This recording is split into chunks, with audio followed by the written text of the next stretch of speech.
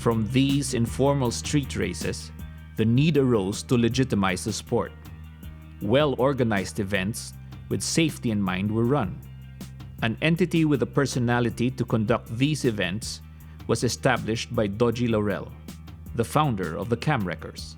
I'm one of those who belong to the original motor enthusiasts. Well, during one Sunday, we thought of putting up a club just to have personality, so that we can compete with other American-based enthusiasts. The first president was Dodgy Laurel, and I was the vice president. And when he died, I took over, where we continue the purpose of the club to develop motor racing in the island.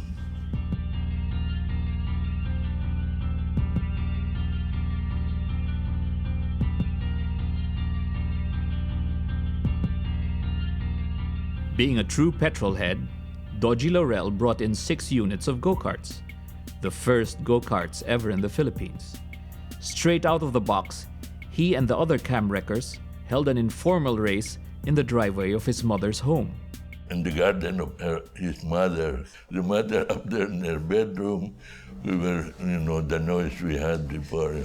He just closed the windows and put on the air conditioning, doesn't hear anything from the outside. It was fun to race in a small, narrow circuit, too tight for us. And then that was the beginning of karting. Then later on, we were invited by these people, Clarkfield and Subic.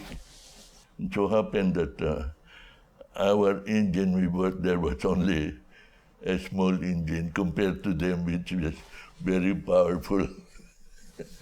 3 horsepower Clinton against 7. 7 of theirs. That's why no competition. But the second time around, we were ready already to compete with them side by side, and we won some of the races.